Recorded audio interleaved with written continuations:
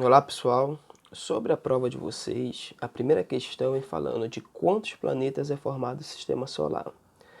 Bem, sobre essa questão, não esquece que Plutão ele foi rebaixado à condição de planeta não, portanto ele não entrará nessa contagem.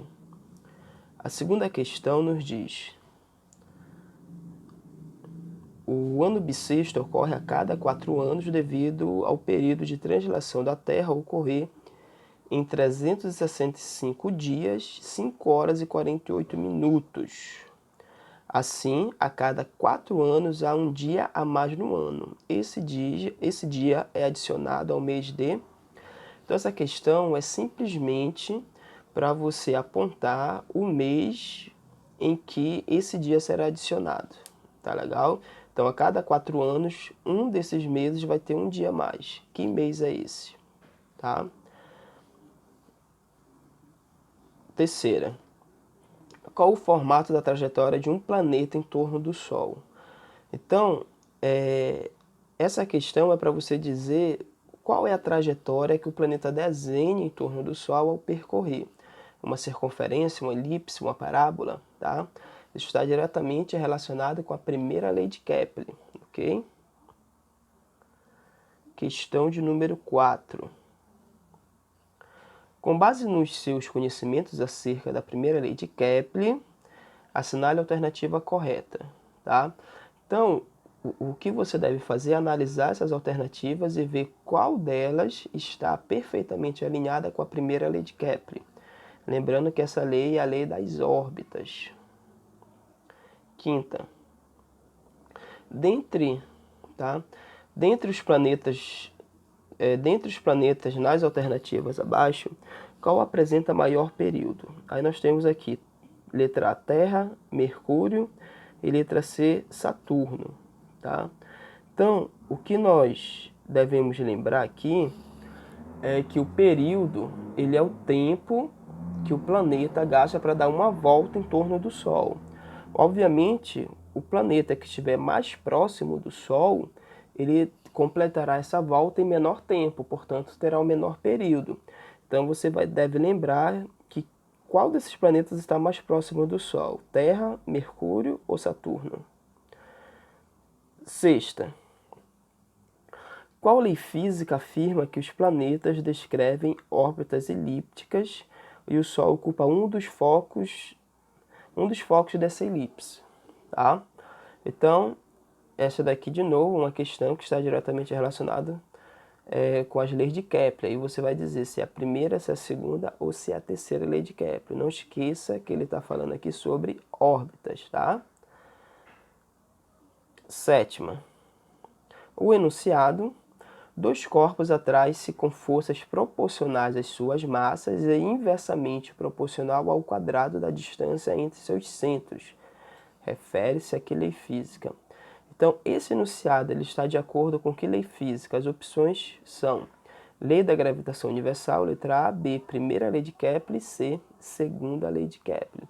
Então, não esqueça que ele está relacionando aqui a massa dos corpos e a distância que separa os seus centros. Tá? Por exemplo, a Terra ela gira em torno do Sol devido a uma força gravitacional que existe entre seus centros. Tá? Da mesma forma, a Lua gira em torno da Terra por causa de uma força gravitacional que atua mutuamente entre seus centros. E essas forças são de atração. Tá? Oitava. Quem foi o autor da lei da gravitação universal? Aqui é simplesmente para você lembrar quem idealizou a lei da gravitação universal. Letra A, Galileu Galilei, B, Isaac Newton e C, Nicolau Copérnico. Nona questão. Qual dos elementos que aparecem nas alternativas abaixo é considerado uma fonte de luz primária? Bem, aqui nós já entramos nos assuntos de ótica. Fonte de luz ela pode ser primária ou secundária. De antemão, nós temos que observar que todo corpo observável ele é uma fonte de luz, tá? E se ele emite luz própria, e aí nós dizemos, se ele emite luz própria, nós vamos dizer que ele é uma fonte de luz primária. Caso contrário, é uma fonte de luz secundária. Bem, a questão de número 10 coloca: um quadro coberto com uma placa de vidro plano não pode ser visto tão distantemente quanto o outro não coberto, porque este vidro... Então, aqui nós vamos lembrar sobre a interação dos corpos ao serem atravessados pela luz, tá? Tem corpos que não permitem ser atravessados pela luz, esse corpo é opaco. Então, isso significa que nós não conseguimos enxergar através desse corpo. Por exemplo, se você olhar por trás de uma parede de alvenaria, né, você não consegue ver o que está do outro lado, porque ela bloqueia a luz do objeto que ali está e a impede de chegar nos seus olhos. Se essa luz não chega aos seus olhos, você não enxerga o objeto de onde a luz é proveniente. Diferentemente de um corpo transparente. Um corpo transparente é aquele em que permite ser atravessado pela luz. Por exemplo, você consegue enxergar através de um vidro. Então, esse vidro ele é transparente. Por exemplo, água em fina camada. Você consegue ver através dessa água, desde que seja em fina camada. Então, isso é um corpo transparente. Já o corpo translúcido, você consegue enxergar, no entanto, você consegue enxergar através dele, no entanto, não com nitidez. Então, ele permite a passagem da luz de forma parcial e não total, tá? Questão 11. A questão 11 nos diz assim: considere um planeta a certa distância de uma estrela. E aqui nós analisamos a distância como sendo ΔS. Você deve lembrar disso. Se um raio de luz proveniente da estrela gasta um intervalo de tempo aqui, que é ΔT, 2.000 segundos para chegar ao planeta, qual a distância que separa o planeta da estrela? Devemos lembrar que aqui a velocidade a ser considerada é a velocidade da luz no vácuo. E esse valor é de 3 vezes 10 a oitava metros por segundo. Portanto, para a execução desse cálculo, a distância simplesmente é pegar a velocidade, que aqui é a velocidade da luz, e multiplicar pelo intervalo de tempo. Então não esqueça, para facilitar o seu cálculo aqui, esse intervalo de tempo ΔT de 2.000 segundos, você pode trabalhá-lo na potência de base 10. Como assim? Você pode esconder esses 3 zeros numa potência de 10 elevado à terceira. Então você interpreta esse intervalo de tempo como sendo 2 vezes 10 à terceira. E aí você opera com 3 vezes 10 à oitava, né? E faz a operação matemática cabível aí, tá bom? Questão 12. A sombra de um edifício projetada no solo é 20 metros, ao mesmo tempo que uma haste vertical, essa haste vertical tem uma altura de 4 metros, projeta uma sombra, e essa sombra nós estamos chamando de desenho, de 5 metros. Determine a altura Hzão do prédio, tá? Então aqui nós temos uma proporção direta, em que a altura do prédio, que nós estamos representando pelo H maiúsculo, está para a sua sombra, que aqui está sendo representada pelo D maiúsculo. Da mesma forma, a altura da haste, que nós vamos chamar pelo H minúsculo, está para a sua sombra, que aqui é representada pelo D minúsculo. Então, é uma proporção direta, e isso só é possível devido ao princípio de propagação retilínea da luz. Tá bom? Questão 13. Qual o índice de refração, N, de um meio onde a luz se propaga com velocidade V igual a 2 vezes 10 à quinta km por segundo? Perceba que a velocidade aqui está sendo medida em quilômetros por segundo. E aí ele me dá a velocidade da luz no vácuo. Essa velocidade está sendo medida em quilômetros por segundo, portanto, ela será de 3 vezes 10 à quinta km por segundo. Se fosse metros por segundo, seria 10 à oitava no lugar desse 10 à quinta. Mas aqui não é o caso, né? Já que a velocidade que ele nos deu está a 10 à quinta também. Então, para a execução desse cálculo, é simplesmente o índice de refração é dado pela velocidade da luz no vácuo, dividido pela velocidade V, tá? Que essa luz se propaga no meio considerado. Questão 14.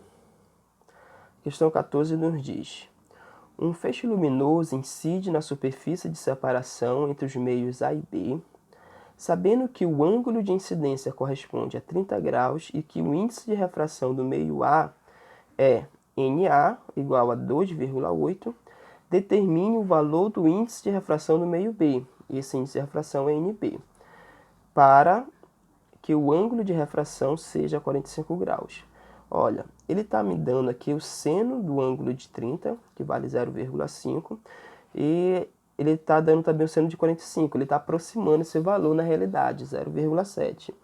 E a equação que nós vamos usar aqui é a lei de Snell, que diz que o índice A vezes o seno I é igual ao índice B vezes o seno R.